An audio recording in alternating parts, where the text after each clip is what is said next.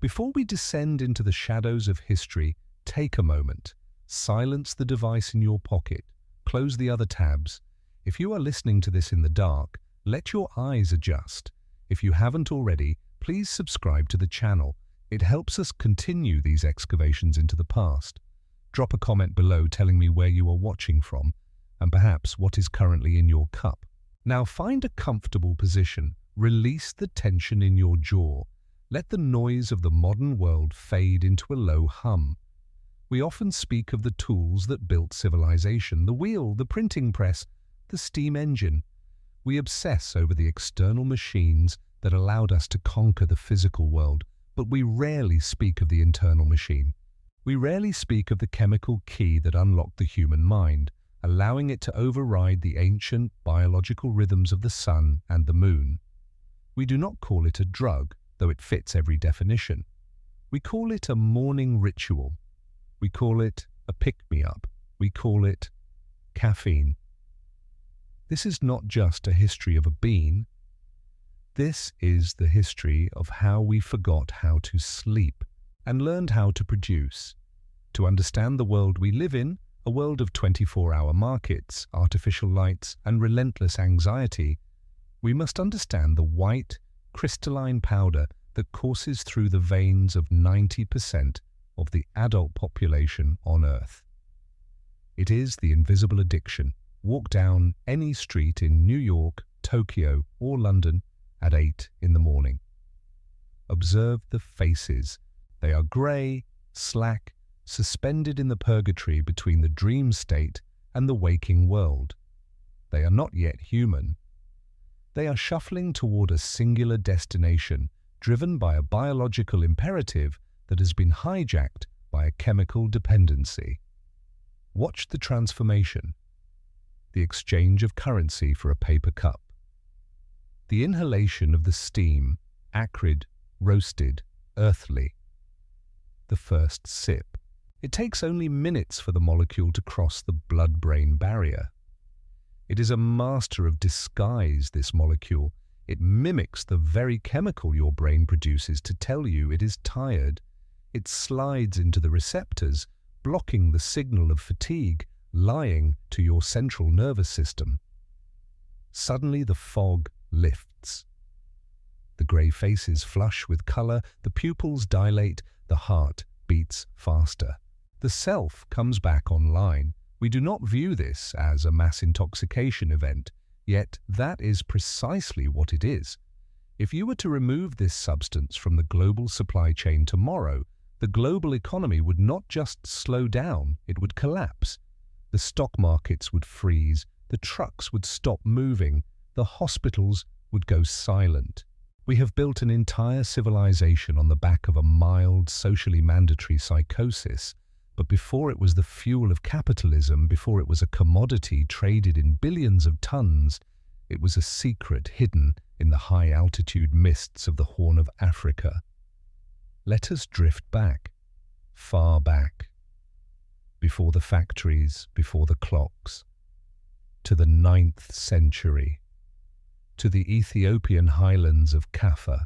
The air here is thin and cool. The mist clings to the ancient forests like a wet shroud. There is no sound of industry, only the wind moving through the twisted branches and the bleating of goats. Imagine Kaldi. He is a simple goat herd, a man whose life is dictated by the sunrise and the sunset. He knows his flock. He knows their temperament, docile, slow, predictable. But on this day, the flock has vanished into a thicket of strange, glossy-leaved shrubs. When Kaldi finds them, the scene before him makes him question his own sanity. The goats are not grazing. They are dancing. They are leaping from rock to rock, their eyes wide and wild, bleating with a frantic, joyous energy. They butt heads not in aggression, but in play. They do not sleep, even as the sun dips below the horizon and the cold sets in. Kaldi watches, terrified, believing they have been possessed by a spirit of the forest. He creeps closer and sees what they are eating. bright red berries like drops of blood against the dark green leaves. Tentatively, with the curiosity that has always been the undoing of our species, Kaldi plucks a berry. He chews the skin. It is sweet. He bites into the seed. It is bitter. He swallows. Wait for the sensation, the warmth starting in the stomach, the tingling in the fingertips, the sudden sharpening of the vision as if the world has suddenly come into focus. Kaldi joins his goats. The legend says he danced with them, a man possessed by the energy of the earth itself. But the story does not end in the pasture. It moves to the monastery. Kaldi, vibrating with this new power, brings the berries to a local Sufi monk. He bursts into the quiet sanctuary, his hands full of the red fruit, babbling about the magic hidden inside. The monk is skeptical. He is a man of discipline, of silence. He views this frenzy as a distraction, a temptation. In a fit of pious rage, he snatches the berries from Kaldi's dirty hands and throws them into the fire. And then history pivots on a scent. As the beans inside the berries roast in the embers, the monastery fills with it. That smell, that unmistakable, heavy, aromatic perfume that we now associate with safety, with home, with waking up. It is the first roasting. The other monks drift in from their cells. Drawn by the nose, they rake the blackened beans from the ashes, grind them down and throw them into boiling water. They drink, and that night, for the first time in the history of their order, the prayers do not stop. The nodding heads do not droop. The chanting does not falter. They have unlocked the first night shift. They have hacked their biology to serve their God. They realized that this bitter black broth allowed them to transcend the limitations of the flesh. They could pray while the rest of the world slept. The first application of caffeine was not for war or for business, but for the divine. From the mountains of Ethiopia, the secret traveled across the Red Sea. It crossed the water in the saddlebags of traders and mystics, arriving in the dry, dusty heat of Yemen. Here it found a new name, kahwa. In the medieval Islamic world, alcohol was forbidden. The wine of the grape was a sin, a corrupter of the soul, a clouding of the mind. But the Arabs were a people of poetry, of conversation, of intellect. They yearned for a social lubricant, something to share in the courtyards as the stars wheeled overhead. Coffee became the wine of Islam. Picture the first coffee houses in Mecca and Cairo. These were not the sterile, grab-and-go storefronts of today. These were dimly lit caverns of rugs and brass lamps. The air was thick with smoke and the murmur of sedition. Here men did not slur their words. They sharpened them. Unlike the tavern, where men went to forget and fall into a stupor, the coffee house was where men went to remember and to plot. They played chess, they discussed politics, they critiqued the Sultan. The drink made them bold. It made them articulate, and this terrified the authorities. In 1511, the governor of Mecca, Kaya Bek, was walking home when he saw a group of men huddled in the shadow of the mosque, passing a cup, their eyes bright, their voices low and intense. He thought they were drinking wine. When he seized the cup and tasted the bitter black sludge, he was confused, but he recognized the danger. These men were too alert. A sleepy population is easy to govern. A caffeinated population is dangerous. He declared it haram. He gathered the jurists. He argued that coffee was intoxicating, that it physically altered the mind, and therefore fell under the prohibition of intoxicants. They burned the stocks of coffee in the streets. They beat the coffee sellers. For a brief moment, the world tried to put the genie back in the bottle, but the markaha, the coffee bliss, was too strong. The Sultan in Cairo, a man who loved his coffee, overturned the ban and executed the governor. The bean had won its first political victory. It was inevitable that the black tide would reach the shores of Christendom. The year is 1600. We are in Venice, the most powerful port in the world, the gateway between the East and the West. The air smells of salt, rotting wood, and expensive spices. Ships arrive from the Ottoman Empire, unloading silks, perfumes, and sacks of strange green beans. The Venetian merchants, always eager for the next commodity, brew it in the piazza. But the priesthood is watching. To the conservative Catholic clergy, this drink is the essence of evil. It comes from the lands of the infidel. It is black as pitch. It is bitter as sin. It makes the heart race like a trapped bird. They whisper in the confessionals that it is the devil's drink, a sorcerous potion designed by Satan to entrap Christian souls, mimicking the wine of the Eucharist but in a dark, twisted inversion. They petition the Vatican. The pressure mounts on Pope Clement VIII. They demand he excommunicate the bean. They want a papal bull declaring that no Christian mouth shall touch the wine of Araby. Imagine the scene in the Pope's private chambers. The velvet drapes are drawn. The cardinals stand in a semicircle, their faces grave, waiting for the pontiff's judgment. A servant enters, trembling, carrying a silver tray. On it sits a single, steaming porcelain cup. Pope Clement is an old man. He leans forward, smelling the strange aroma. It is unlike the heavy incense of the church. It is sharp, earthy, invigorating. He lifts the cup. The cardinals hold their breath. Is he drinking poison? Is he drinking heresy? The Pope takes a sip. He pauses. The caffeine hits his aged system, a spark in the dark. A smile creases his face.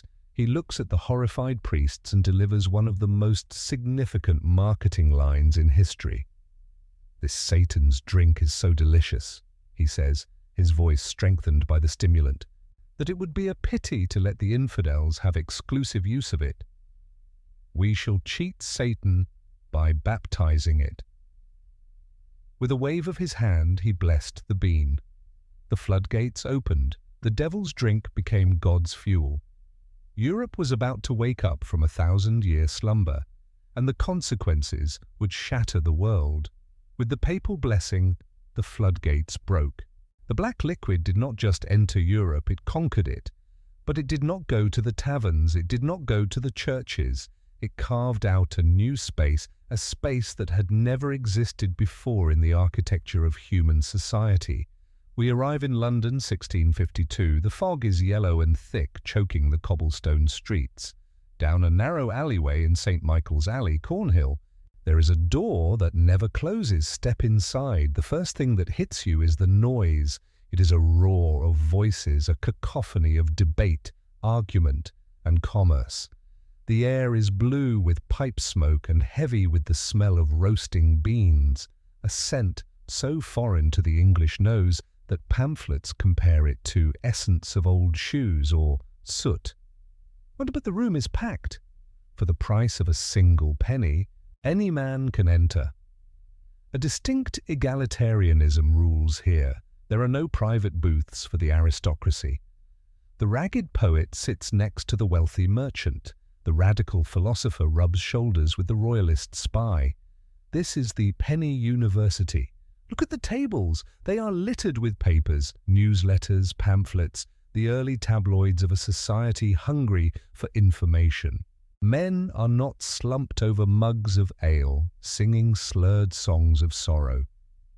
They are leaning forward. Their eyes are wide. They are wired. In one corner, listen to the birth of the insurance industry. At Edward Lloyd's coffee house, ship captains and merchants are shouting news of the tides, of pirates, of lost cargo. They are betting on the fate of vessels. Amidst the caffeine-fueled shouting, the concept of risk management is born, evolving into the global titan, Lloyd's of London. In another corner, scientists are sketching diagrams on the backs of broadsheets. The Royal Society, the very bedrock of modern science, traces its origins to these caffeine-soaked arguments. They are dissecting a dolphin on the table. They are arguing about gravity. The coffee house is the internet of the 17th century, a high-speed network of information fueled by a chemical that demands the brain process data faster than ever before. But this intellectual explosion required a physiological shift. To understand the Enlightenment, we must understand what came before it. We must understand the Great Sobering. For centuries, Europe was drunk. The water was poisoned, teeming with bacteria and dysentery. To survive, you drank alcohol. You drank weak beer for breakfast. You drank wine for lunch. You drank gin for dinner. Even children were given cider. The average European walked through life in a perpetual, low-grade haze. The brain was constantly depressed, the edges of reality softened by ethanol. The pace of life was sluggish, stumbling, reactive. Then the water was boiled, the bean was added. Suddenly the depressant was replaced by a stimulant. Imagine the biological shock. An entire continent, after 1,000 years of sedation, suddenly wakes up. The fog lifts, the synapses fire.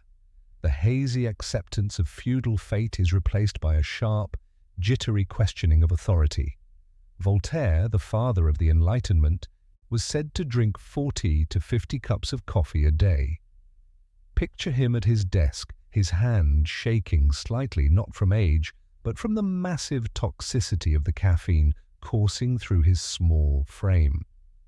His mind is racing, dismantling the church, dismantling the monarchy, writing faster than the ink can dry. Balzac, the great novelist, wrote effectively only when fueled by a sludge-like coffee he brewed himself.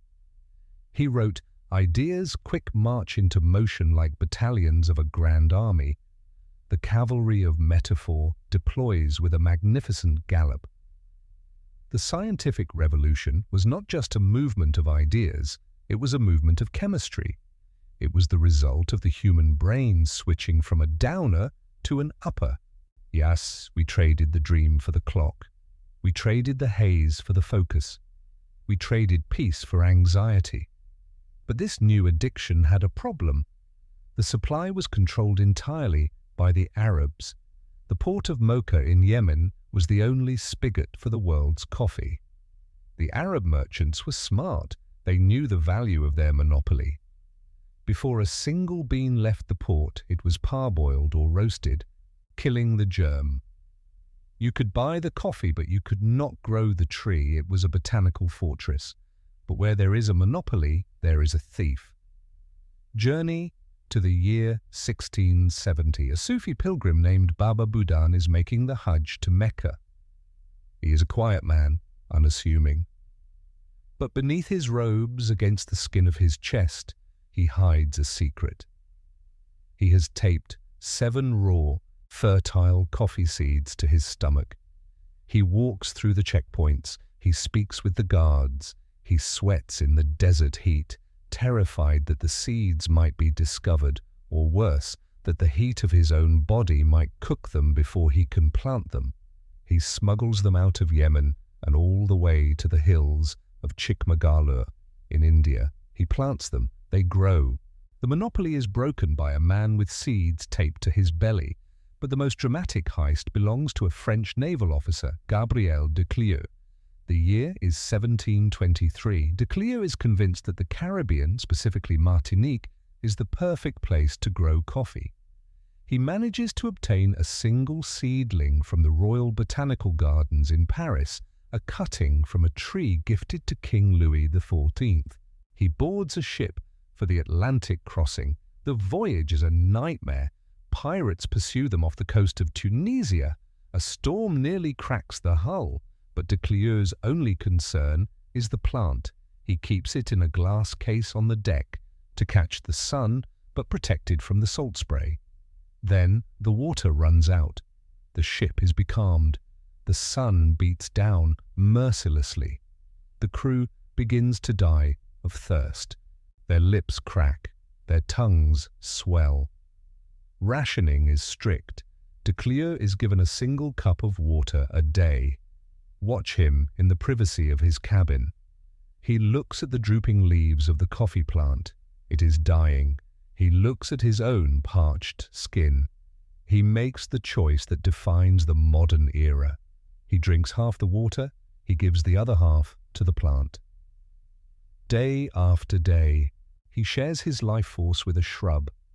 He arrives in Martinique gaunt, dehydrated, half dead, but the plant is alive.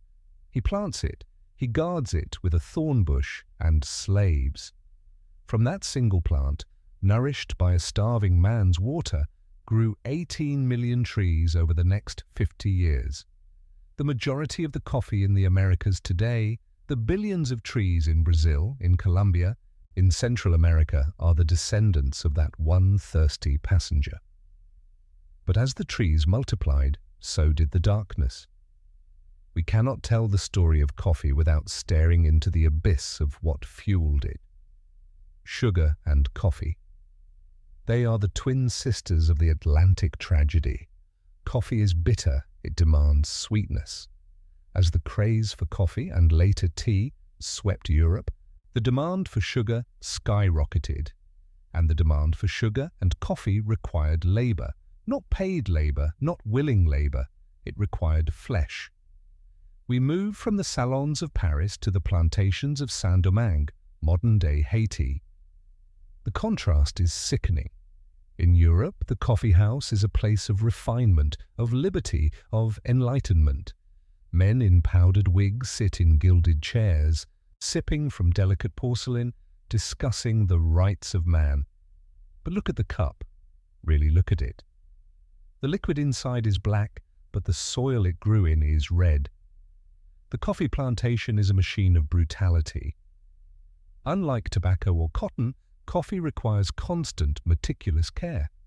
The berries ripen at different times. They must be picked by hand, one by one, on steep, snake-infested mountain sides. This quota system is merciless. A slave who does not pick the requisite weight is whipped. The mortality rate on the coffee plantations of Brazil and the Caribbean is catastrophic. It is a grinder of human lives. The energy that fueled the Industrial Revolution, the clarity that fueled the Enlightenment, it was all transferred energy. The energy was stolen from the muscles and the blood of enslaved Africans, condensed into a bean, shipped across the ocean, and consumed by the white European to power his banks and his books. Every sip was a transaction of suffering. The caffeine that woke up the West put the global South into a nightmare from which it is still struggling to awake.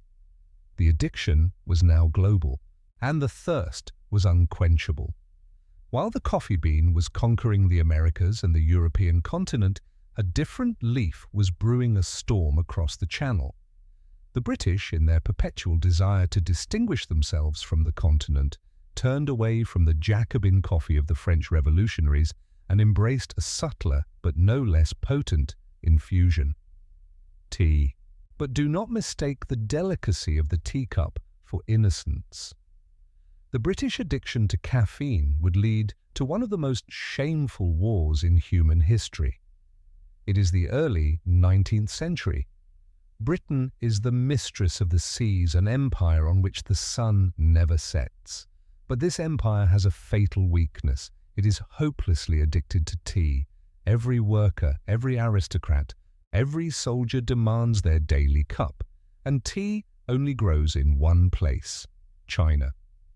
The Qing dynasty holds the cards. They sell the tea to the British, but they have no interest in British goods. They do not want wool. They do not want clocks. They demand payment in silver. The British treasury is bleeding dry. The silver is flowing out of London and into Beijing at an unsustainable rate. The empire faces bankruptcy, all for the sake of a hot, caffeinated leaf. The merchants of the East India Company, sitting in their boardrooms in London, face a dilemma. How do we get the tea without paying for it? They find the answer in the poppy fields of India. If the Chinese will not buy British goods, the British will sell them oblivion. The East India Company begins the industrial-scale production of opium. They process the sticky resin, pack it into chests and smuggle it into China.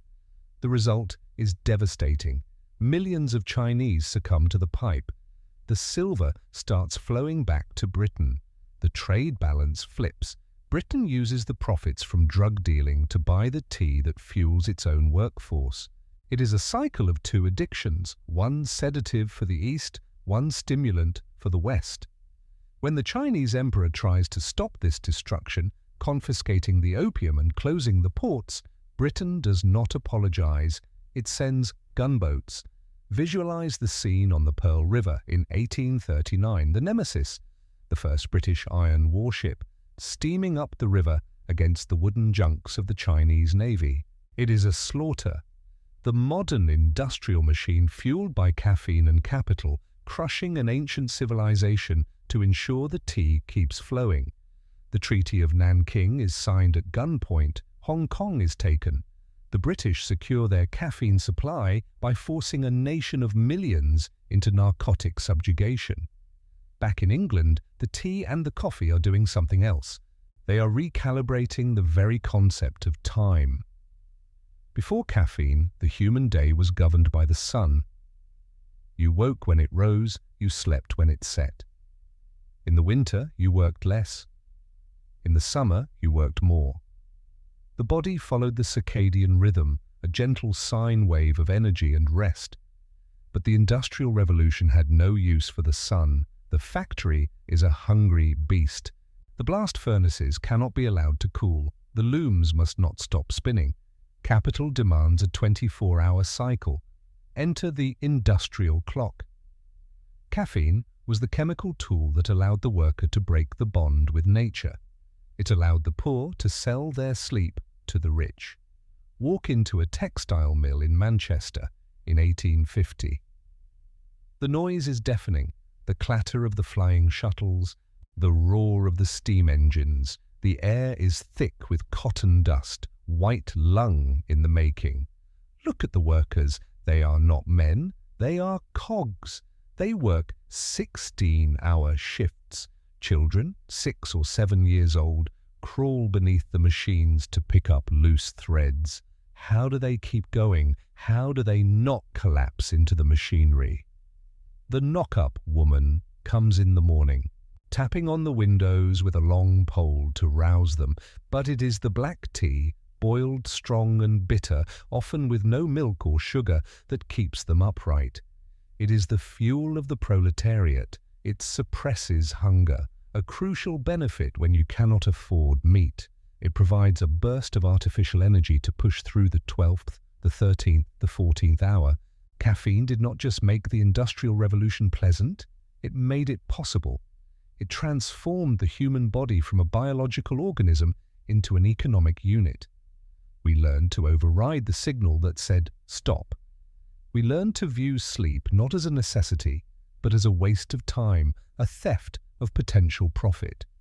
But what was this substance? For centuries, it was a mystery. We knew it was in coffee, in tea, in the cola nut, in cocoa, but no one had ever seen the ghost itself.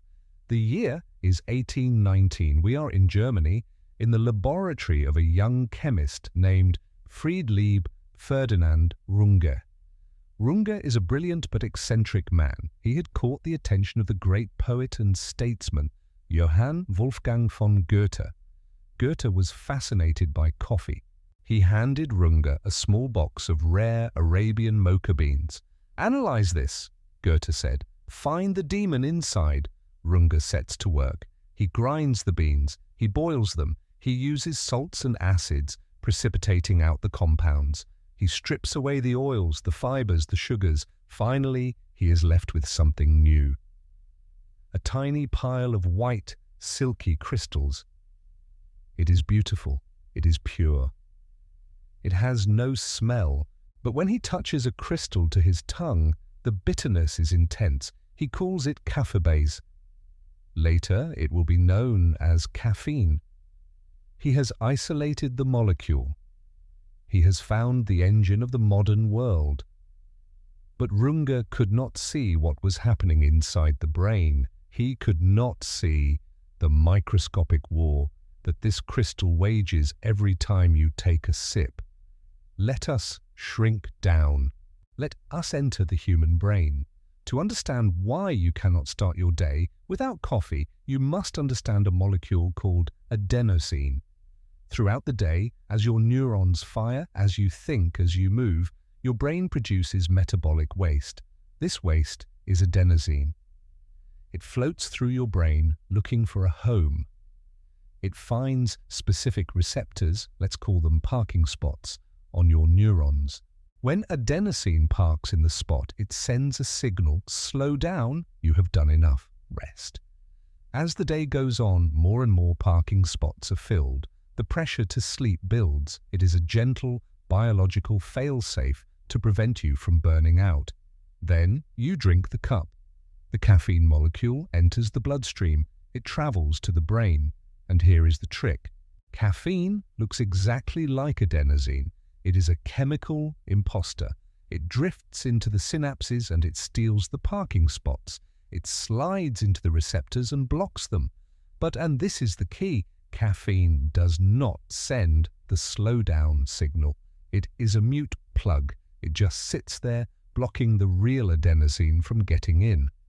Your brain is now full of adenosine, screaming for you to sleep, but the signal cannot get through. The parking lot is full of fake cars. The brain panics. It senses that the brakes aren't working, so it hits the gas. It releases adrenaline. It releases dopamine. The heart pumps harder. The liver dumps sugar into the blood. You feel a surge of power, of focus. But it is a lie. You are not less tired. You are just chemically deaf to your own fatigue. You have built a dam against the river of sleep. And as anyone who has missed their morning cup knows, eventually the dam breaks. We have isolated the molecule. We have mechanized the worker. Now we must weaponize the cup. War has always been a test of endurance as much as a test of strength. The soldier who sleeps is the soldier who dies. But as warfare moved into the modern era, the scale of slaughter required a new kind of alertness. The American Civil War was the first caffeine war. In the diaries of Union soldiers, the word coffee appears more often than the words rifle, cannon, or bullet. It was the lifeblood of the Army of the Potomac. The Union blockade effectively cut off the South from coffee supplies, forcing Confederate soldiers to brew desperate substitutes from roasted acorns, chicory, and dandelion roots. They called it Lincoln's coffee, a bitter, caffeine-free mockery. Meanwhile, the Union troops were issued massive rations of green beans. They roasted them in skillets over campfires, crushing them with rifle butts. The smell of coffee over a battlefield became the smell of survival. General Benjamin Butler ordered his men to carry coffee in their canteens, ready to drink cold during a charge. It was liquid courage. It was the only comfort in a landscape of mud and gangrene. "Nobody can soldier without coffee," wrote one cavalryman. The North didn't just have more factories, they had the stimulant advantage. But it was the First World War that industrialized the delivery system. The trenches of 1914 were a hellscape of mud, rats, and constant, grinding terror. To keep men awake for days on end, waiting for the whistle to go over the top, the governments needed something faster than beans. They needed speed. Enter instant coffee. It had been invented years prior, but the war gave it a purpose. George Washington, not the president, but a Belgian inventor of the same name, mass-produced a soluble coffee powder. The US War Department bought the entire output. Suddenly, a soldier didn't need a fire. He didn't need a grinder. He just needed water, even cold, ditch water, and a tin of George Washington's coffee. It was acrid. It tasted metallic, but it delivered the drug instantly. It allowed the sniper to keep his eye on the scope for 48 hours. It allowed the artilleryman to load shells until his arms went numb. By World War II, the US military was the largest coffee dealer in the world. The G.I. Joe, a term that became synonymous with the soldier, was inseparable from his cup of joe. The Marines on Iwo Jima, the paratroopers at Bastogne, they were fueled by soluble packets of caffeine. It was the lubricant of the American war machine. But while the soldiers were drinking it black, the civilians back home were about to undergo a different kind of conditioning. We must talk about the pivot, the great shift from the drug of the 19th century to the soda of the 20th. Atlanta, Georgia, 1886.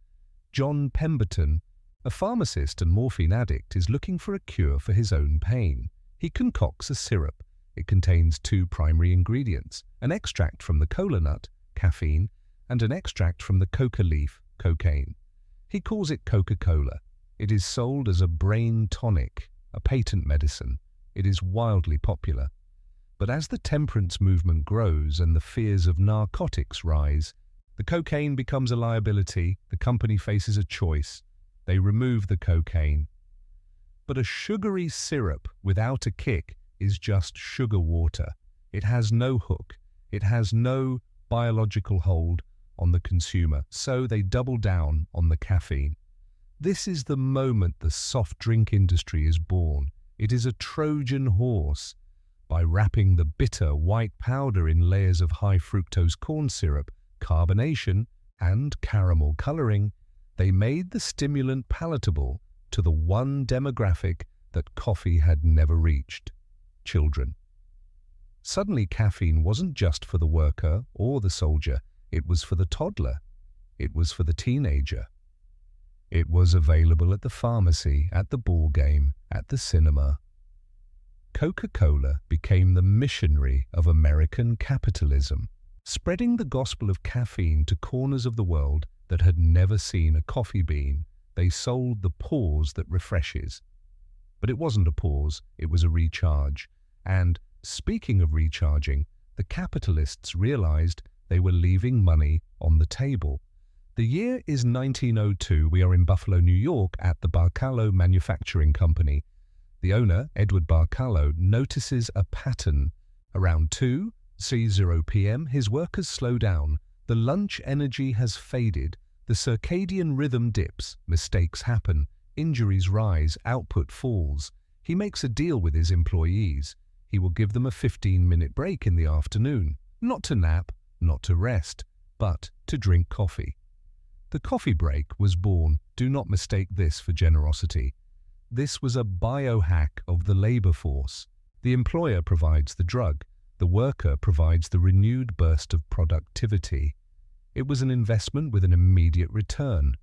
The afternoon slump was cured by a chemical injection. Soon, the Coffee Pan American Bureau launched an ad campaign. Give yourself a coffee break and get what coffee gives to you. What did it give? It gave the corporation another 4 hours of labor. It extended the workday. It blurred the lines between endurance and exploitation. But natural caffeine has limits. It is tied to agriculture.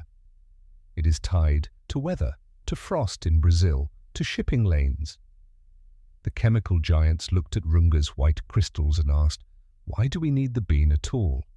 Enter Monsanto, enter Pfizer, enter the age of synthetic stimulation. In a lab, you can create caffeine from urea and chloroacetic acid. You don't need a farm, you don't need sun. You can produce tons of the white powder in a vat. This synthetic caffeine is sharper, it absorbs faster, and it is cheap, dirt cheap. This is what fuels the modern soda industry. When you drink a Mountain Dew, you are not drinking the essence of a plant. You are drinking a byproduct of the pharmaceutical industry. This allowed caffeine to leave the cup and enter everything. It is in your gum, it is in your aspirin, Excedrin. It is in your shampoo to wake up your hair follicles. It is in your jerky. We detached the drug from its ritual. It became a pure, functional additive. We were no longer drinking coffee, we were dosing ourselves. And yet, as the substance became cheaper and more synthetic, a counter-movement arose, a movement to turn the commodity back into a fetish, to turn the 10-cent cup into the $5 experience. The third wave was coming, and it wore a green apron. But the laboratory was too cold, too sterile. Humans are creatures of story, and we crave a narrative with our addiction. We didn't just want the molecule, we wanted the theatre. Enter the third wave, enter the era of the siren. It begins not in a boardroom, but on the rainy cobblestone streets of Milan in 1983. A marketing director named Howard Schultz walks into an espresso bar. He is captivated. He sees the barista not as a servant, but as an artist. He hears the hiss of the steam wand, the clatter of ceramic on marble, the operatic exchange of Italian orders. He realizes that the Americans have it all wrong. They are selling a commodity. The Italians are selling a feeling. They are selling a third place, not home, not work, but a sanctuary in between. Schultz brings this vision back to Seattle. He takes the simple, dark bean and dresses it in the robes of luxury. Walk into a Starbucks today. It is a masterclass in sensory manipulation. The smell is engineered, the burnt, nutty aroma pumped into the HVAC system to override the smell of the cleaning bleach. The music is curated to a specific tempo, fast enough to keep you moving, slow enough to make you feel sophisticated. And the language, we stopped asking for a small coffee. We started speaking a bastardized Italian, tall, grande, venti. We started adding syrups, vanilla, caramel, pumpkin spice. We turned the worker's drug into an adult milkshake. Coffee ceased to be a beverage. It became an identity. Carrying that white paper cup with the green logo became a signal. It said, I am busy, I am important, I have disposable income. Though we started paying $5 for 4 cents worth of dissolved solids, we turned a daily necessity into a daily tax on our own existence. But for some, the latte was too soft. The latte was for the morning meeting. What about the night? What about the extremes? As the digital age accelerated, as the internet erased the concept of office hours, we needed something stronger. We needed liquid adrenaline. Travel to Thailand, 1987. An Austrian businessman named Dietrich Mateschitz is suffering from jet lag. He sees the local truck drivers drinking a strange, syrupy, uncarbonated tonic called Krating Dang Red Bull. It is thick, it is sweet, it is medicinal. He drinks it. The jet lag vanishes. He strikes a deal. He adapts the formula. He puts it in a slender silver can, a futuristic bullet. He does not market it to the morning commuter. He markets it to the daredevil. This is the birth of the energy drink. Taste a Red Bull or a Monster or a Rockstar. Does it taste like fruit? No. Does it taste like nature? No. It tastes like green. It tastes like blue. It tastes like electricity and battery acid mixed with crushed sweet tarts. It is a flavor profile designed to shock the tongue. It is the beverage of hustle culture. It is the fuel of the coder hacking at 4:00 a.m. It is the fuel of the gamer staring at a screen for 18 hours. It is the fuel of the long-haul trucker. We escalated the dosage. A cup of coffee has 90 milligrams. These cans push 160, 200, 300 milligrams. We mixed it with taurine, with guarana, with B vitamins. We created a cocktail that mimics the physiological response of extreme fear, the racing heart, the dilated pupils, the jitters, and we sold it as wings. The biology has a ledger, and the debt must be paid. We are now living through the great sleep deprivation crisis. Look at the modern bedroom. It is no longer a cave of hibernation. It is bathed in the blue light of the smartphone, a light that tells the brain it is noon when it is midnight. And coursing through the blood is the half-life of the caffeine consumed 6 hours ago. We have forgotten what it feels like to be truly rested. We wear our exhaustion as a badge of honor. I'll sleep when I'm dead, we say, unaware that the lack of sleep is rushing us toward that destination. Deep in the brain, while you sleep, a system called the glymphatic system turns on. It is the janitorial crew. It washes away the amyloid plaques, the sticky proteins that cause Alzheimer's, but this system only works in deep sleep. And caffeine is the enemy of deep sleep.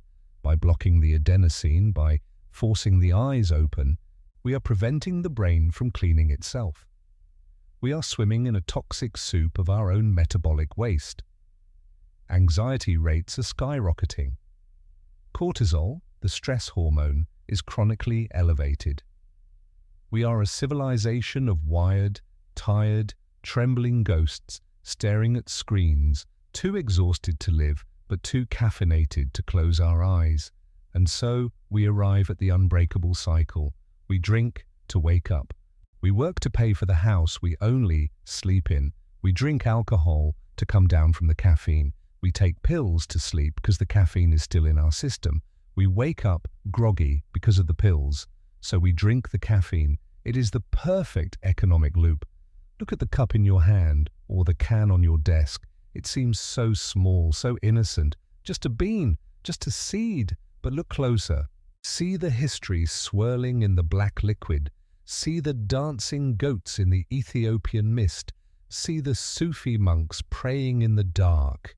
See the slaves bending in the Caribbean heat.